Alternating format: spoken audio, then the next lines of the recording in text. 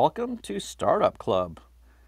Today we are talking about ways that startups fail to scale. And this is actually something. There are 25 million startups in the United States, and very few actually fail to scale. We're talking about a few percent that actually gets beyond just a small business. And that's what we're going to talk about today. 8 reasons why startups fail to scale. Serial entrepreneur. And Michelle, what do you think about this topic? Why do you think startups fail to scale? I love this topic, and I know this is all based on your recent article that was just published on Forbes.com. So, yeah, I mean, it's hard enough to get a business started, Colin. Let's just be honest. Like, that is a struggle enough. But having been there before, where you're working so hard, you felt like you had a great idea, you felt like you were doing everything right, and yet it's not moving the needle, and you continue to pour yourself into it. Like, this is like, these are painful things, and it's even more painful if you raise money from your friends and families. So I'm really looking forward to a good active conversation between all of us, the members of Startup Club, to talk about what are these 8 reasons that we fail to scale once our business actually gets started. And how do we avoid this? How do we actually get it off the ground in a very positive, growing way, so that we can, hopefully build the business and perhaps exit if we want to, or just keep it for, a great revenue flow. So I'm looking forward to hearing your thoughts and all the members on this topic. Yeah, I think it's interesting, and I had a lot of fun putting the article together. What's interesting about you do an article for Forbes, the length, it was too long. I tend to be a little too long. I know the book that's coming out is 458 pages, so I've definitely violated some of the etiquette when it comes to writing. But the article, I was forced this time to really distill it down, and I don't know if you could pin the article, Michelle. That would be great. But Yeah, we really absolutely. We'll got it get it down to pinned. eight very succinct ways. Now, I'll let you know that in the book we talk about a lot more ways that startups fail to scale. And we've had on here was Thomas Eisman. He was the Harvard economics professor of entrepreneurship, economics and entrepreneurship. And he was on about 3 or 4 weeks ago. He talked about why startups fail. What we're talking about is why they fail to scale. There are 25 million, 30 million small businesses in the United States. Why do so few of them actually fail to scale? And there are a lot of theories and differences or different reasons why. And the article I sort of brought down to 8 reasons. And I'll start, I'm going to go backwards from the article. If you want to see it, Michelle's pinning it right now at the top of the room. If you want to have a look at the article.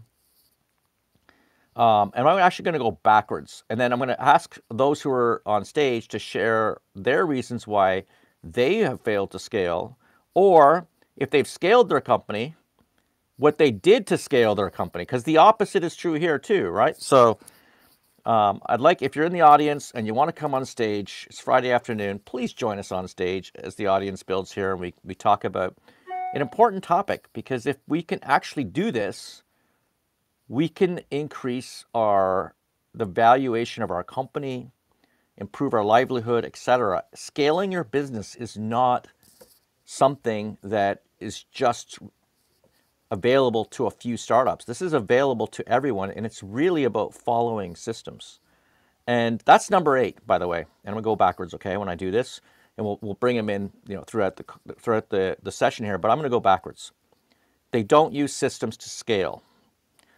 What do I mean by that? Let me tell you a story now. I'm gonna go back a little bit here into the no, it's actually 2006, 2005, publicly traded company that I founded with my brother.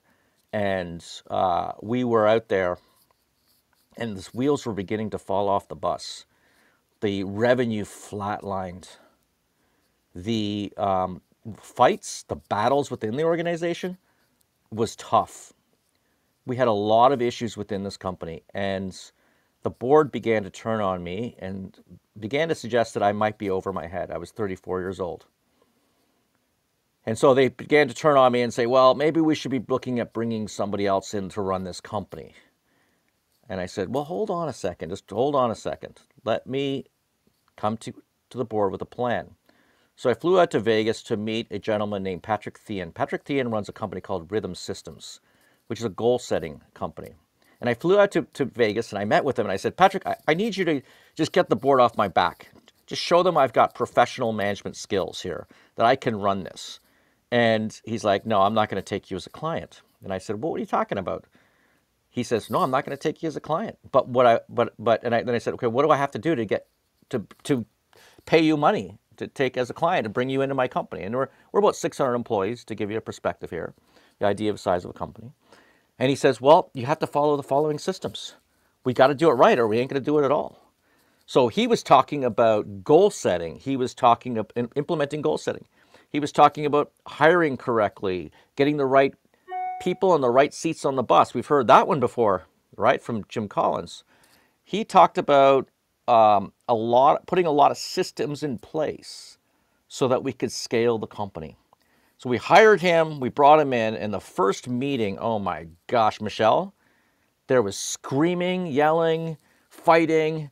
I drive my coach, back to the airport, and I said, I'm so embarrassed. I apologize for the team and all this stuff. He says, no, you guys are dealing with it. You're getting the elephants in the room. You're putting them out there, and you're starting to address the real issues that exist within your organization. And you haven't done that in the first 6 years of your organization since you went public. It took us about 6 years to go public. And he was right. Something magical happened after that date. And we were able to implement goal setting, implement 2-day strategic planning, 90 days of execution, and we were able to grow that company to to sell it to a Fortune 500 company at a significant multiple of earnings, about 17 times EBITDA. It was incredible. If you don't have the right systems in place, let's be honest, let's be quick. If you're honest with yourselves, you're an entrepreneur out there, you're a startup, we all have our personalities. We all do what we do. We're a little bit kooky, a little bit off the charts, and we sort of think we got everything under control. We're all control freaks. But guess what? You bring in a few systems, you put them in place, and they don't have to cost you anything. Zero, we're talking about here. They don't have to cost you anything. But if you put those systems in place, that's probably the number one thing that can help an entrepreneur scale their company. We'll provide the energy, but we don't have the systems to do that. Michelle, what do you think about that? Yeah, I think for me, like I think no matter how small or large you are, it's so incredibly important to have your systems. And this doesn't need to be overly complex. In fact, this is a mistake that I'm going to add on to what you said, Colin, that a lot of companies make is they think, oh, systems, I have to buy Oracle, a whole system and spend $1 million. We're not talking about that. Of course, there is a very appropriate place to have that type of a system, but it could be as simple as writing out your standard operating procedures, making sure that the staff knows. Like people write these things up quite oftentimes and then nobody knows. And nobody wants, as far as I've ever seen at any workplace, no one wants like confusion. No one wants to like be running around and guessing what they need to do. So I think it is as small as it needs to be or as large as it needs to be. But you got to get in there, you got to do it. And I would always say, experiencing it yourself and doing it yourself, that's what helps you design these good, efficient systems and processes. You have to get a little bit dirty there. You have to roll up your sleeves, Colin. Back to you. Well, yeah, I think you're better at it than I am. I'll be quite frank. I try, and but without a coach and without. By the way, when I say coach, I'm not talking. They're just coaching me. They came in and coached the entire executive team. We implemented a goal-setting software platform by Rhythm Systems. It was very effective, and then we had weekly meetings, daily huddles. Like even your meetings We re-engineered the whole way the company interacted with each other. Doing a daily sales huddle, because we were a technology company that had huge sales contracts, $1 to $10 million contracts. And the fact of the matter is we needed to perform, but it took us 2 to 3 years to get a contract, to sign Verizon, AT&T, Vodafone, Bell Canada, all those companies. Each of them took years sometimes to implement and sign up.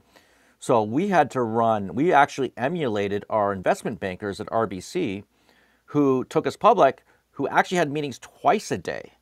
So we implemented this daily sales huddle, and we asked three things only. And the three things we asked were, what was your number one focus today?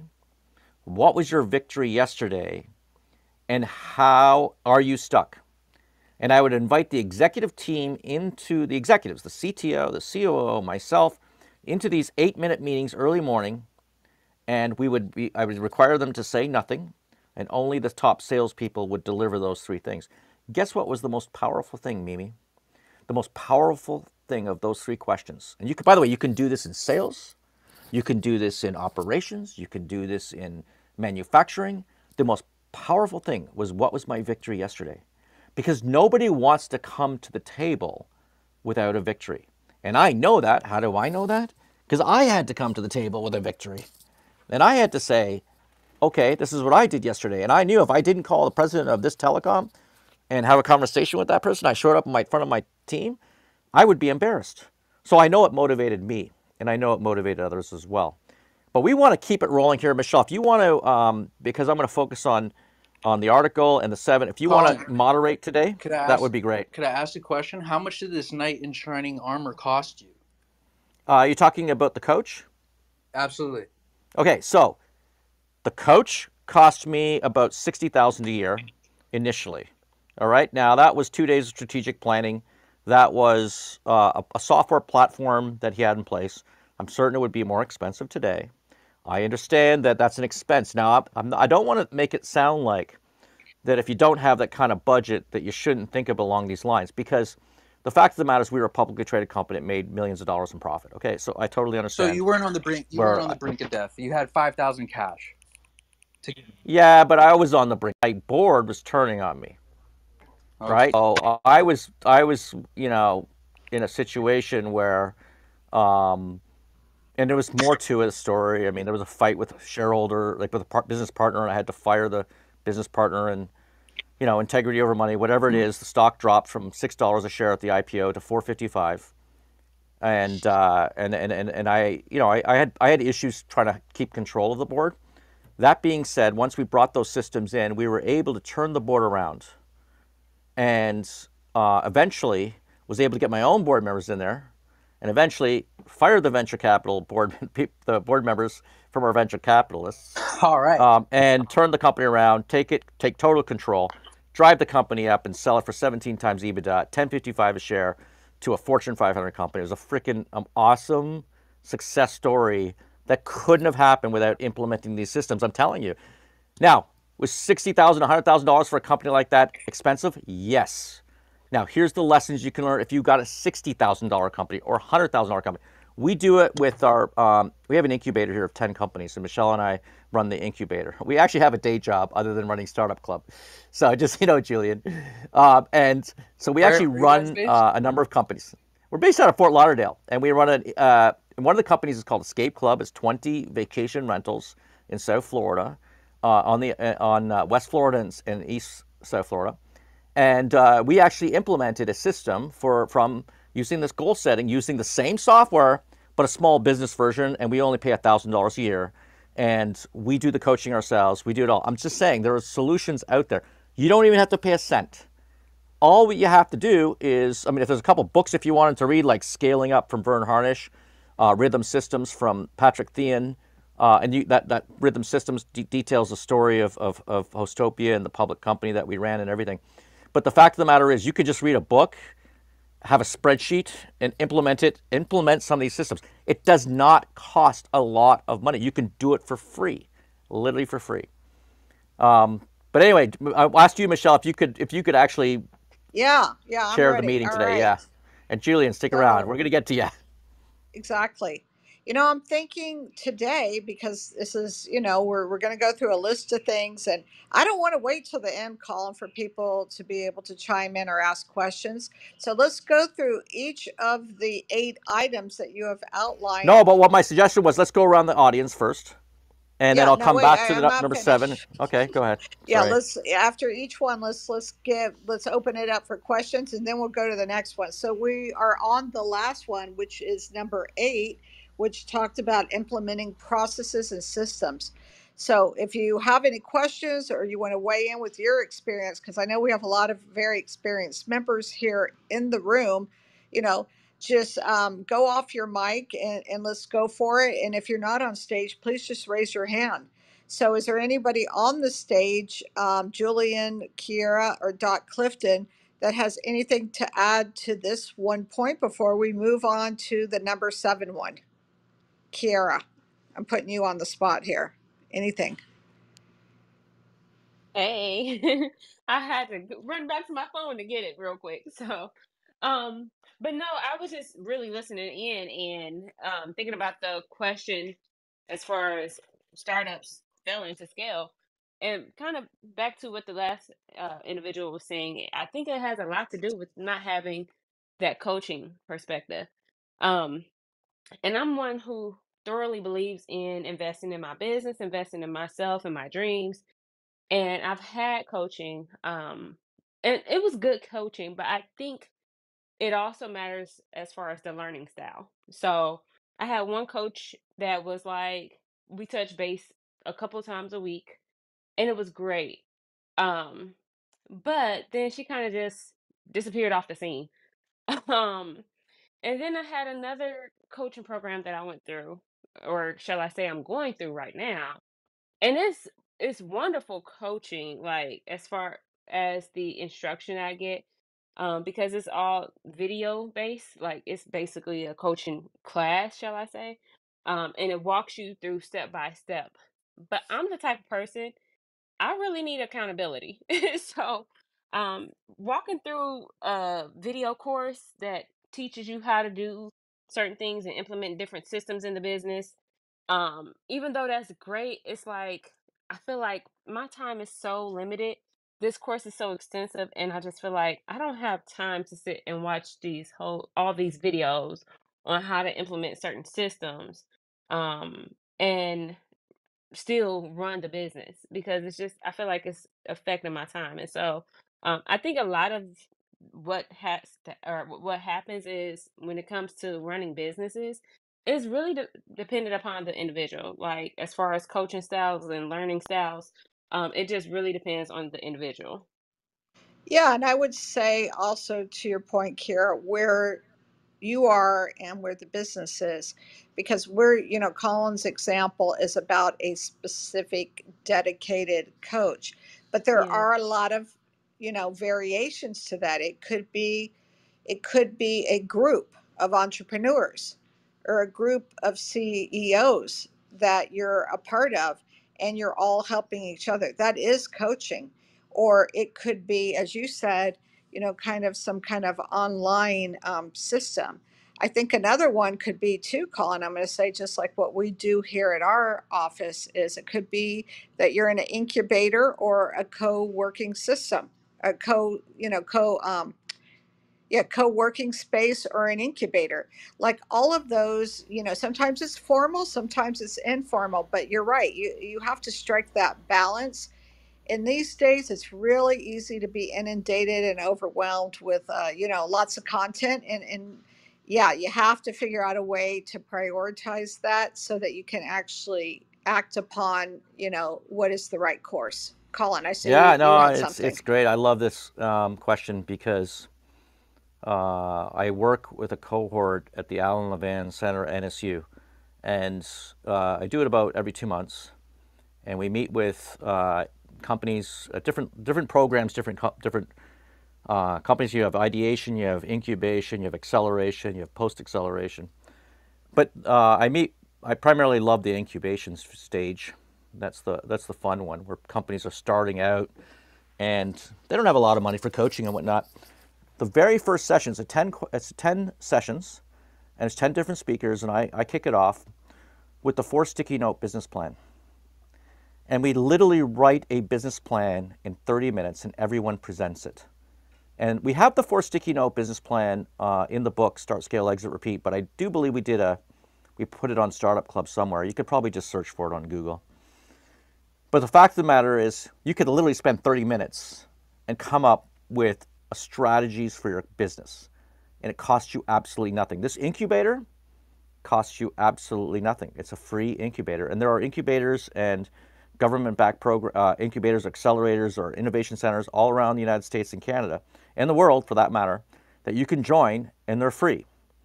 If you want to look up the one in Allen Levan Center, just search Allen Levan Center Incubator. I'm certain it'll pop up. I know on their LinkedIn they talk a lot about that.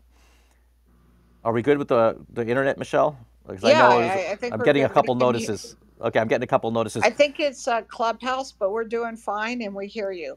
All right. So You're pulling my hook. Okay, I'll yeah, shut up. that was great. Yeah, I mean, Kira, I get what you're saying too. I'm just going to comment here and then give Renee a chance to comment. Is I am one of those people, like my instinct or my default, let's just say, when I'm feeling uncomfortable, it's just like, oh my gosh, I have to read a bunch, I have to take classes, I have to do this. But you really have to be careful, and you really have to, you know, suss out what is useful and what is not. And there's a lot of work that needs to be done. So I would suggest that that we all, not just you, we all have a group of peers that we respect. Okay, respect is an important term here, that we can, bump ideas off of and get suggestions on how to move those kind of things forward. For me personally, I found that the most valuable thing for me, because I tend to be very analytical. And if I could just talk to somebody that I really respect, it helps me to get some, kind of prioritization and focus. All right. Yeah, I think Julian was next. I had popped Renee in as a moderator because he's been here many times. We know him, we love him. But I think Julian was next. Julian. Is there a question or something? No, we're just chatting about that last one. You did ask a question about coaches. We're just making sure and seeing if you had anything else before we move on to the next person or the next item on Colin's Forbes article list.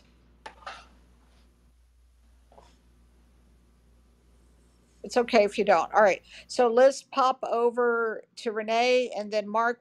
Mark has been here many times as well. Then we can head over to you, Mark, because I want to make sure that we have time during this hour to hit all the 8 reasons. So Renee, was there anything that you wanted to add on? I know you're a seasoned investor, VC, and business operator. Is there anything you want to add to that specific point about processes? Yeah, totally. So my perspective is I was never personally a good administrator or operator. That wasn't my strength. Mine was innovation and marketing and product development, research development.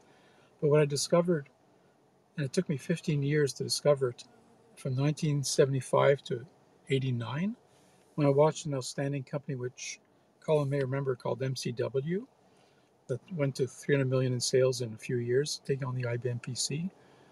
They had processes in place whereby each person would be dependent on the previous one performing and delivering what they needed to do their job.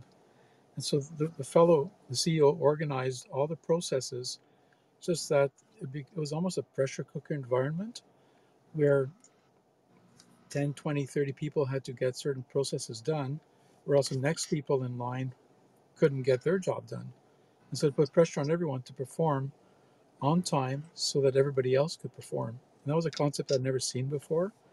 Another concept which we did implement, because I had 150 service people in modular component centers, and the service organization, the service techs would go out. It said that it came back and said, sorry.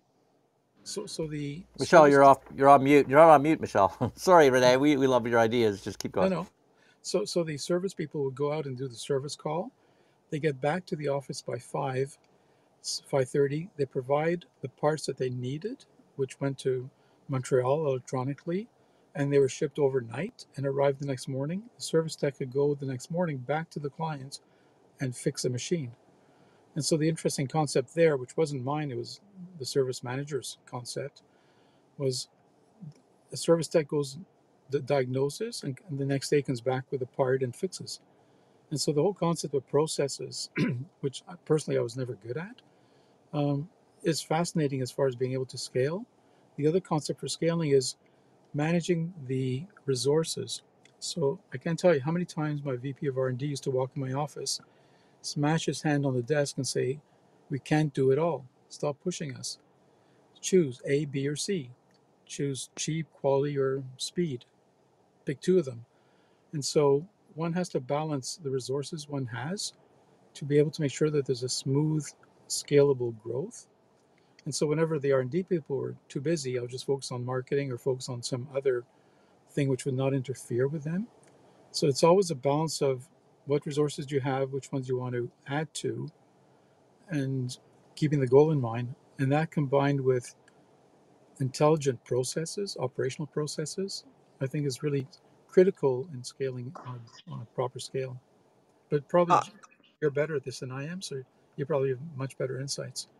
now, this is great, Renee, because you made me think of several things. And Colin, I think we might have to have 2 sessions for this to get through all of your 8 reasons in your article.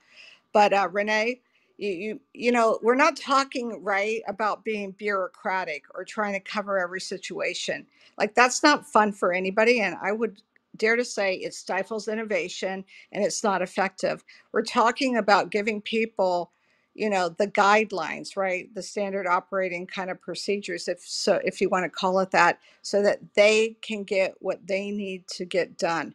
And as to resources, I have never worked for a company where people weren't screaming that they needed more resources.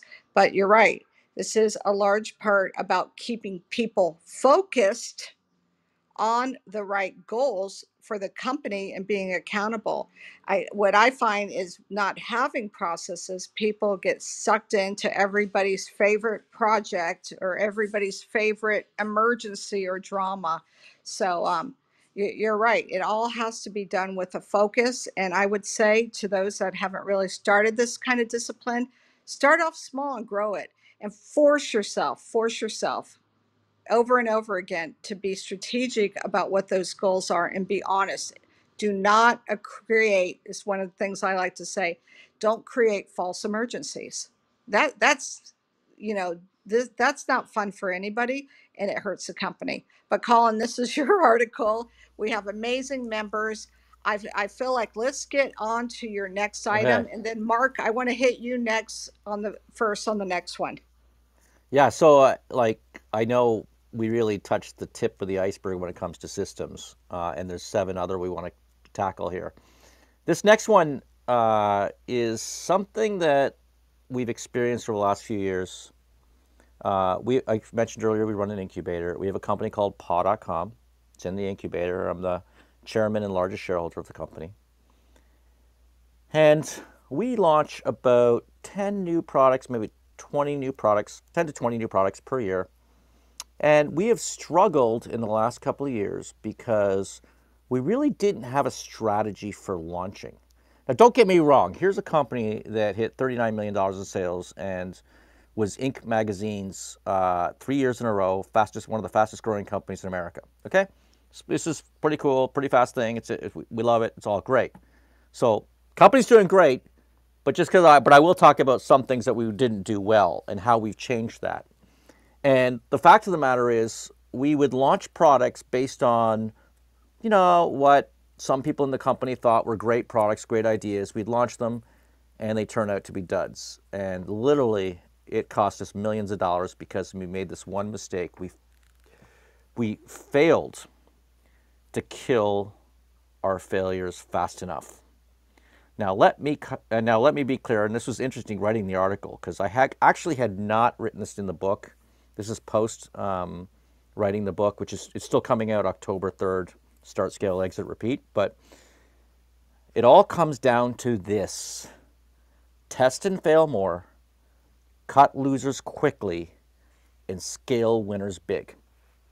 Now it's that simple. Okay. Now let me explain this a little bit here. It's okay to have 8 out of 10 product launches fail. It may be even okay to have 8 out of 10 companies fail, which we have multiple failures. If we want to talk about that, we can spend a lot of time on that.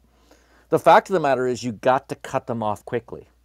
You spend $50,000, it's not working, cut it off. The product doesn't sell, cut it off. It can't be sold on Facebook marketing, cut it off. Whatever it is, the ROAS, the ROAS is too high, whatever it is, return on ad spend, we're going to cut it off, okay?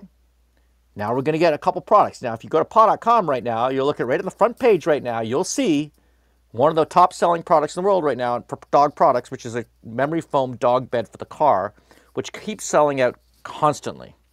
And here's a product we didn't scale over the last 3 years. Michelle and I, almost 4 years ago, to this date actually, Michelle and I were in a factory in China and discovered a product, reinvented it, redesigned it, and brought it to the United States, and we launched it slowly. The fact is we were not launching our winners quickly. So it all comes down to this. Test and fail more, cut losers quickly, scale winners big. It's that simple. All right. I really love that one. And I would just add on too. It's like, yeah, it didn't work, but there's learnings, right? There's learnings that people take away from these things. And that's absolutely critical to have that constant, feedback cycle. And how else are you going to learn it than putting it out there? Your best effort, obviously, in learning. All right. So I want to get on to our audience, our members. Mark, I promised I'd start with you first since you didn't get to go last time. And then Renee will come back to you. So, Mark, tell us your thoughts on this. I know you have experience in this realm in terms of software. Mark, the mic's yours. Okay, wonderful. Thanks for having me. Yeah, one of the things I see, especially in the tech early stage and pre-funding stage companies, when it comes to scale, is a lot of them, and I'm looking at these points. I think these points are solid, and a lot of them don't address the biggest risk to the business. And they'll sit with investors, and they'll talk about the grand vision of where they're going. And for a lot of investors in their mind as well, you know, this is a risk for my investment because of X.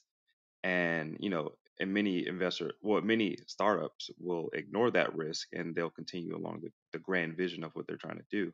And I think that goes a lot in line with point number 7, which is they don't kill their failure fast enough. Well, a lot of businesses aren't addressing the biggest risk of the business fast enough. And by not addressing the biggest risk, they can't move as quickly as they could had they addressed it, because then they'll identify, oh, maybe my costs are too high, that's my biggest risk. Or maybe there's a learning curve to my customers getting to my product, and that's my biggest risk. And so by addressing that first and primarily, instead of building a bunch of stuff, because a lot of them, they build a bunch of stuff. If I just address the one thing that is the risk to my business, then I can quickly move through that, pivot if I have to, and get going with scaling, because I'm addressing the biggest problems that are impacting my business. Yeah, Mark, isn't it cool though that we could fail on 8 products but succeed on 2, but then make millions of dollars on the 2 that hit? I think that's fascinating. Like, this whole concept of failure, we're taught that it's such a bad thing and not to, whatever. But I think that's just fascinating that you can do that. Absolutely. And then you learn so much, through the experience. And I was thinking about that. I was like, man, if those first 3 products failed, when you get into product number 4, you're taking all those learnings and those first 3 failures into number 4, and you get so good at not only de-risking your business, but you get good at avoiding those things that might have been pitfalls in the early one. You get good at going, all right, well, I can analyze the cost of this before we even get started, or I can analyze um, the amount of market share that is available to be captured. These are things you're learning through the process. And I just think by failing on those other companies, again, it's not really failure so much as you learn, okay, that didn't really work, so let me pivot into the next thing.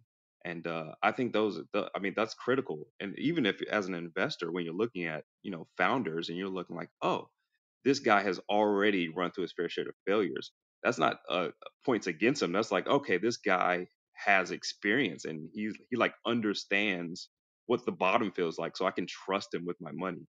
So I think it works for you, you know.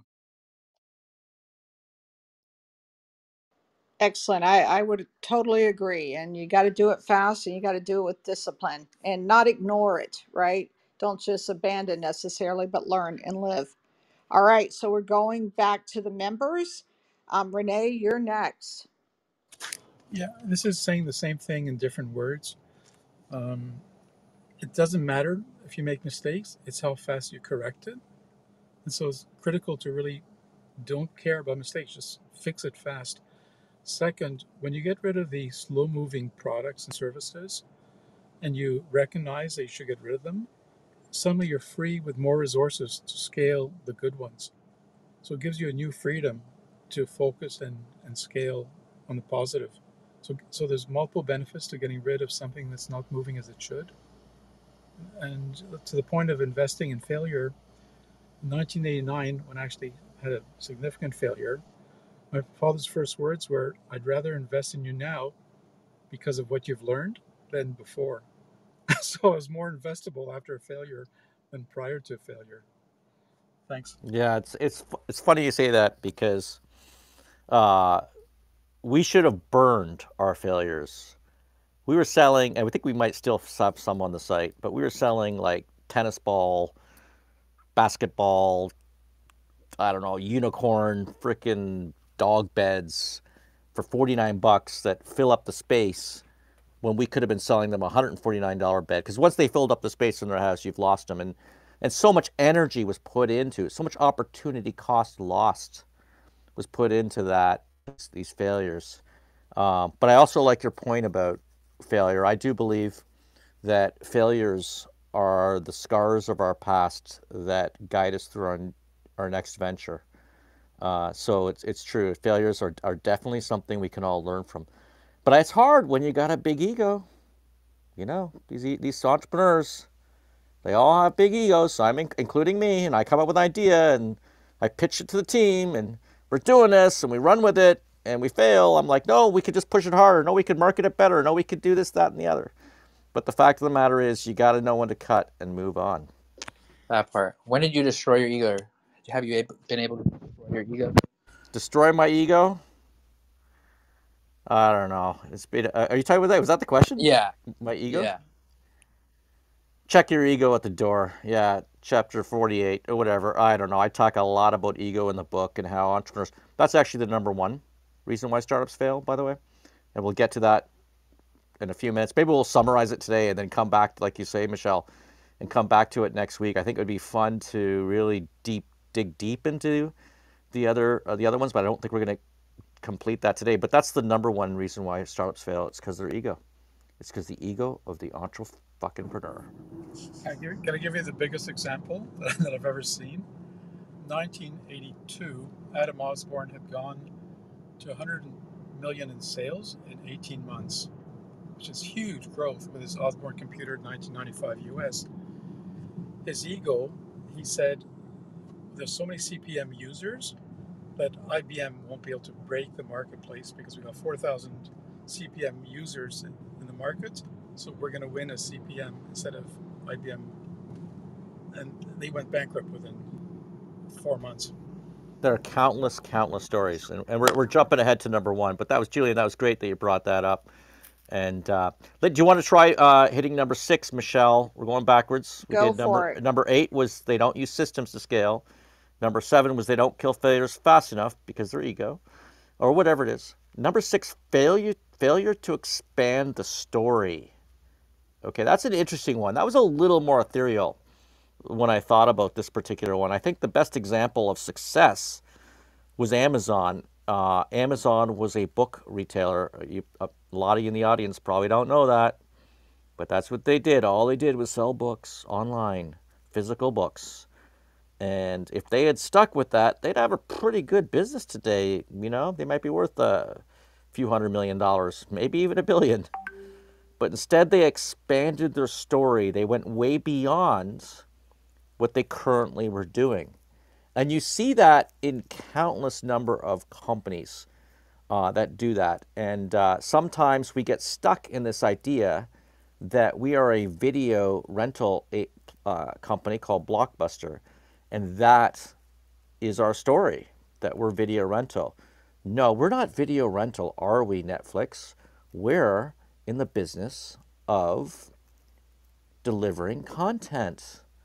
And whether that's through videos through the mail or whether that's through the internet, it's the same thing. What we're trying to do is deliver the actual product to you, like, or the service, and don't get caught up in the form of delivery or whatever it is. So you can see how Reed Hastings from Netflix, he transformed his company. He never got stuck in that mold.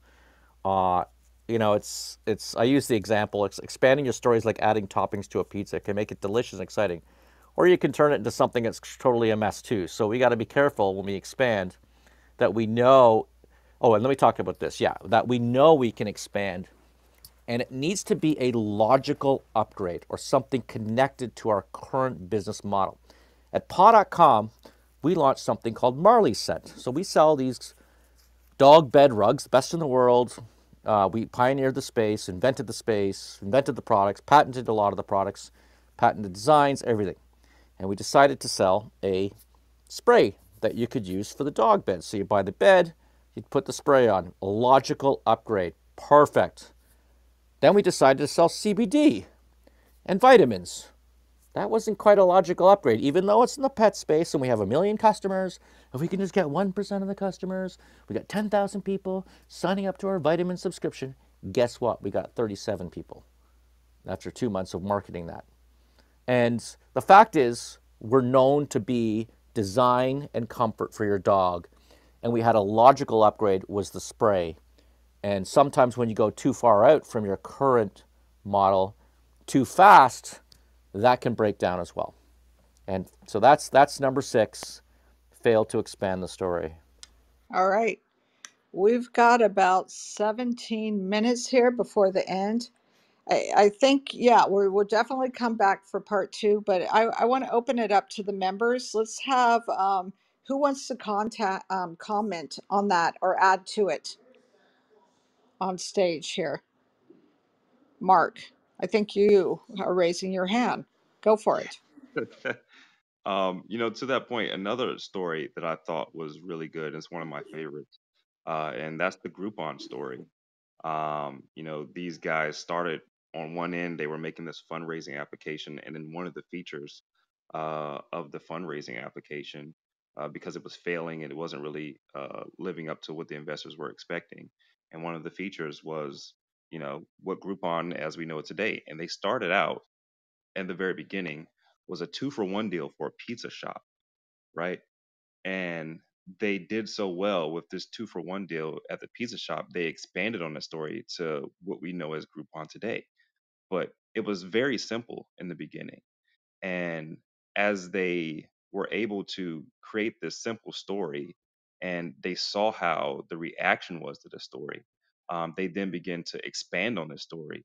And, now we have one of the fastest billion-dollar companies in history, just because they continued to expand on this story that they identified that worked. And that's one of my favorite examples. Yeah, we have to get those dog beds that the unicorn dog beds. We have like 1,000 of them or something. We have to get them over to Groupon. Thanks for reminding me. But you're right, they do have a good system. It was a good story. All right. Anyone else before we move on to the next failed to scale item? All right, so this Okay. one's all about All right. vision. Okay, fail to get everybody on the same page. And it's actually pretty similar to systems because systems can sometimes resolve this issue. But what I talked about earlier about our company in 2006, we had huge fights in that first strategic planning session. And my brother and I, we fought a lot, and he had his division or half the company. I had my half the company, and he literally locked out the other half of the company. We literally created a wall between the two companies. And so he was going in one direction, I'm going in another direction. So you had partner misalignment, and then you also have staff misalignment. They don't sometimes know which way you want to go. Do you want to grow? Do you want profitability? Do you want this? So absolutely getting a very clear story, But also, again, having those, I think what helped us a lot was the goal setting from Rhythm Systems by Patrick Thean, where we were able to put in place the 90-day, we do a 2-day strategic planning, we do 90 days of execution, we set 3 to 5 priorities for the company, and then we set 3 to 5 priorities for every individual for that quarter, and they would set them themselves in the strat planning session, but they would align with the vision or the priorities of the company. Okay, so this quarter, and we had done a lot of migrations for websites and email for telecoms. So we would literally say, okay, this quarter we want to migrate 100,000 websites or 100 or a million emails or whatever it is. And next quarter we'd try to stretch it even further. And now everybody would now know, okay, if we're going to do that, well, guess what? We're going to have to hire 20 more people in Ukraine or whatever it was. We had a lot of Ukraine staff, but 20 more people in Ukraine to help with the migrations. We're going to have to do this. And everybody was in alignment. Prior to bringing in goal setting, we were not in alignment. And you need to be in alignment with your business partner, with your investors, and with your team. And again, putting in systems and goal setting helped us keep that alignment. All right. Some great points there. So, Reginald, obviously, you're here on the stage. I want to make sure you have an opportunity to add in. Is there anything you want to add in, or anyone else, any of the other members? Okay. All right. Do we want to talk about money next? Yeah, I think Okay, here's a that's funny one. Number 4, I put too much funding. The fact of the matter is the number one reason why startups fail is that they don't have enough funding. Okay, so this is actually a little bit of a fun play in the article. Number 4, too much funding. I'm actually involved in a company right now. I'm on the board. They called me in. Wish they'd called me in earlier. Whatever. I'm on the board, and they raised $60 million of venture capital funding. And the original founder had about 40% of the company, and he finally left the company 2 years ago. And that was the one who actually replaced him on the board. In a friendly way, I was trying to help him out because he owns a lot of shares here. But the fact of the matter is, I'm getting a lot of texts right now. Sorry if it comes in and out a bit. But the fact of the matter is, they raised a lot. They caught something called Silicon Valley disease. I know it's a unique term. No one's ever said that before, but it's in the book that I'm coming out with. But the fact is, they have Silicon Valley disease, and they are carnage on the Silicon Valley highway. And when you take venture capital funding, they have liquidation preference, which means the venture capital gets paid first, no matter what. Now, just for a second here, let's have some fun. The company today is probably worth about $20 million. Okay, $60 million of venture capital. Will they be able to get over that $60 million hurdle with their interest rates or their return on investment requirements over the next 5 to 10 years? To be quite frank, we're trying. We're trying to reinvent the company with AI, all this other stuff, but it's going to be very, very challenging. Just for this example, let's assume they can't, because it's unlikely at this point. It's pretty unlikely. That entrepreneur is going to walk away with zero after 15 years. Okay? The VCs will walk away with their 20 million or whatever they get when they exit the company. The fact is, VCs often encourage companies to spend more, do it quickly, make it happen, because they know they're generally going to walk away with their initial investment, but they want a 10x. So they're going to push that entrepreneur to do things that might be a little risky, a little reckless, because they want them to deliver on the other side. The system right now is not structured, in my opinion, well designed. It's not designed for the entrepreneur with this concept of liquidation preference. Now, we're in a whole different environment today than we were a year ago. We're not even talking about liquidation preference anymore. We're talking liquidation preference plus whatever, guaranteed return on investments and whatnot. But what happens when you win this lottery called venture capital, which is absolutely not obviously a lottery, I'm being sarcastic.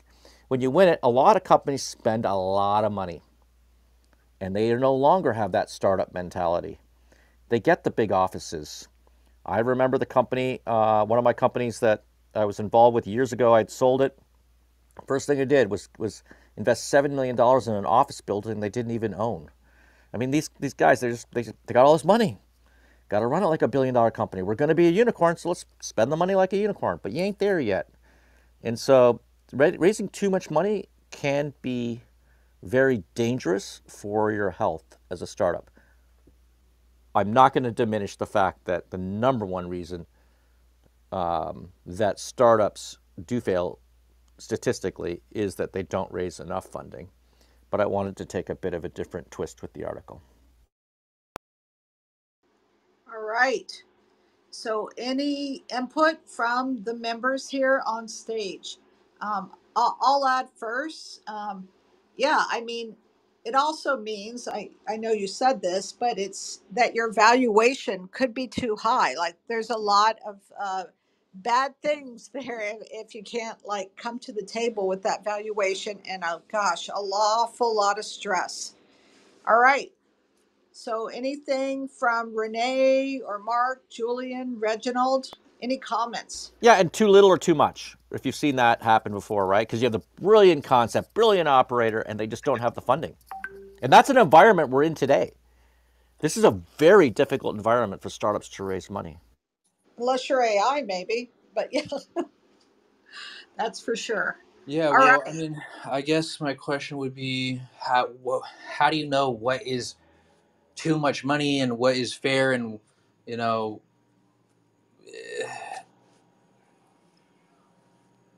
I say this, what are these companies really evaluated on besides the previous investor or how much cash they have? Yeah. And I'm more interested in what can happen, like what you were talking about, losing control of the board. I don't know what that means. Okay, well, let me start with your first question. And there's a chapter I dedicate in this book. It's actually, we interviewed Jenny Casson. She's a regular on Startup Club. And it's raising the right money for the right situation. So we had met a startup 2 days ago, Michelle and I, and we talked to him, and he's got a device, and I'll be very careful how I speak here, but he's got a device that is a medical device that could have game-changing effects on people's lives, and has a broad application. And he's early. He's been working there for 6 years, but he's still relatively early. Has not gone to market yet. And the first thing I said to him was, "You need venture capital." Okay, so I'm going to be the first to say I don't like venture capital. I've used venture capital, but there are certain scenarios when you have to use venture capital. And those scenarios are the ones where you're in a very fast-moving technology environment and you need to dominate market quickly. You cannot do it faster than through venture capital. That's the way to do it. Clubhouse is a perfect example. They're up against, you saw that, Twitter Spaces. They're up against, I think Spotify shut theirs down. But the fact of the matter is, social audio chat, as soon as they launched, they had Mark Zuckerberg, they had everybody looking at them and saying, okay, we're going after this space. And if they don't go fast, they're going to get smoked. So they needed to raise venture capital. So I'm all for venture capital for the right funding, for the right situation. But the vast majority of companies, something like 93% of companies on the Inc. 5000, do not have venture capital. And venture capital is not a panacea and is not a lottery. And too many of the companies I have and in my incubator and too many of the people I've worked with have always thought venture capital is the solution. It's the victory. No, it's not. Even the IPO is not a victory. But the fact of the matter is, I mean, that's pretty cool because you're getting into liquidity pretty soon as an entrepreneur. But the fact of the matter is, venture capital is not a victory. And so you're going to want to really look at your company, where you're at, raise the money for the right situation. And it starts everything from government-funded money, getting funding from your customers. There are so many different ways to get funding. As with respect to control with the board, generally, I have a theory, liquidity or control. I'm not going to go into that story where we're involved with a company that went from $1 billion to zero. So I'm not going to go in that story because we'll be here for another 2 hours and I'll be crying. But the fact of the matter is, and it's in the book, by the way, too. But the fact of the matter is, I believe firmly that we have to believe more in ourselves, and that's a mistake that I've made in the past by believing too much in others. I believe in partnerships. I partner very well with my brother. I've seen partnerships be successful under the right circumstances and situations. But the fact of the matter is, we should not. We should be very, very careful of giving up control. And there's so many shysters out there. There's so many investors. And I've seen so many miserable entrepreneurs because they lose control of their company and get removed from their company in a lot of circumstances. and it doesn't need to happen. We really do need to hold on to control of your company. And in order to control your company, you need to control 51% of the shares, and you need to control your board, unless you've given up certain rights to venture capitalists, which people often do, in order to get their funding. So, for example, I'm not absolutely sure, but is people like Bezos and Mark Zuckerberg, do they have 50? I don't think they have 51%. Yeah. Are they in control of their board? Yeah. So there's a couple of things that happen in corporate America. First of all, I think Mark Zuckerberg does have voting control. He set up special stock for his company. Please, I might be wrong here, but I'm pretty certain I'm right, but I'm not 100% certain. Okay, so be careful with what I'm going to say. But a lot of entrepreneurs do set up a special voting shares where they have like a 10-to-1 or certain, and I'm pretty certain Mark Zuckerberg has this, where they'll have that control. It's a very, very rare stock formation that you'll see, and I would often recommend against this. Most VCs will never play that game. Look, if you're Facebook, you're Google, you can start to write your own ticket. If you're ChatGPT right now, you think they could go in there and they could do something without, if he wanted to control the shares, although he owns 0% of the company, so I don't know how that's going to work. But fact of the matter is, if you want a lot of these really big unicorn successes early on, they sometimes set up unique structures. Beyond that, though, when you get into corporate environments, the CEO often can control a board. And even though we did not have 51% of the company at my prior company, we had about 30%, my brother and I. We were able to control the board. Once we got certain board members nominated who were, look, they're independent board members, but they're also loyal to us. And, this is something that they don't talk about, whatnot, people will never talk about. But you got to bring people in around you that you can trust. And when push comes to shove, they're going to back you. Nobody talks like that, I know. But big facts. Exactly. All right, Michelle, we're on a roll here, aren't we? All right. I think we're on number 4. Is that right? I lost my screen here. I'm jumping to it now. I saw Giuseppe just jump in the room. It'd be great to have him on stage. Hey. I know we missed a meeting with him. So, but always love to hear from Giuseppe there as well. All right, so I'm going to tell you where we are. Let's just review. So we started with number 8. They don't use systems to scale. Number 7, they don't kill failures fast enough. Number 6, failure to expand the story. Number 5, and I think that's just where we are, Colin, misalignment around the vision. No, we covered that, and then we covered too much funding and not enough funding. And too much funding, not enough funding. So next week we're going to cover, they keep their original staff too long, and that happens often in companies. Number 2, they fail to find the people to grow. Look, team, it's all about the people. I know people say that all the time. It's about the people. It's true. It's so true. I want to talk about, I could go on for an hour on that topic. It's so important. And the number one reason why startups fail to scale is the entrepreneur is in the way. It's their big ego. It's 3 o'clock now. I know we've got other meetings here at the club. It's at our incubator. I really enjoyed this topic. We're going to tackle the next 3 next week, unless we have a guest speaker next week. I can't remember, but we will definitely tackle 2.0 of this topic. I think it was a lot of fun. I like the way you moderated that, Michelle. And what a real pleasure to talk about it. And it's such a key chapter in my book. And I'm telling you, this book, I've had over 30 years of experience running businesses. I spent 10 years writing the book, and we interviewed over 100 people to put this book together. It's being published by Forbes. It's coming out on October 3rd. It's called Start, Scale, Exit, Repeat. You cannot order it yet, but we're hoping within a week or 2 we'll be able to get that up. We will have a special discount at startup.club if you sign up to the email list, and we'll send that out in the future. So that's another motivation to go to startup.club and sign up to that email list.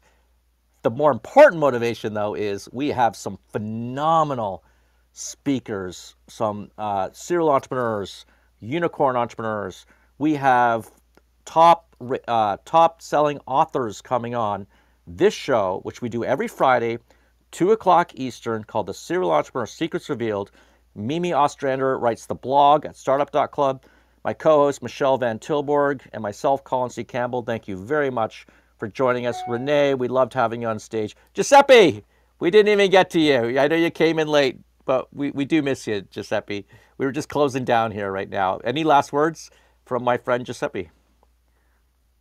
About what? About Actually, about asking scaling one businesses, question. because you're one of the you're big on real estate. Yeah, yeah. Okay. So Okay. what's Okay. your one tip to help small businesses or startups scale their business? If you want to scale your business, you need to be ready. It means that you need to have the right knowledge and the right experience, Colin, because the difference between social media and real life is only one. In the social media, everybody talking about knowledge. In the real life, need absolutely experience. Experience is the result of the knowledge plus action equal result. If you don't have achieved the result yet, you want to scale a business possible, you need to be humble with yourself, check around you, check your knowledge, check your result, and you can hey, something that can add value of your project. That is exactly what I did in all my life. Giuseppe, back to you, Colin. Well, I love the way you close the show, and thank you, thank you for coming on. This has been the Serial Entrepreneur Secrets Revealed. Michelle, any last thoughts before we close the room? No, everybody have a wonderful long weekend if you're here in the US, and we'll look forward to seeing you. As we said, go to www.startup.club. It's free. We don't ask for anything in return. We all do this as a labor of love to help other people. And join the email list, and hopefully you'll find that you get value out of it. So thank you again. Thank you especially to all the members who attended and came on stage, all your questions, all your support. We couldn't do it without you, and have a wonderful day. Thank you so much. And we'll see you next week.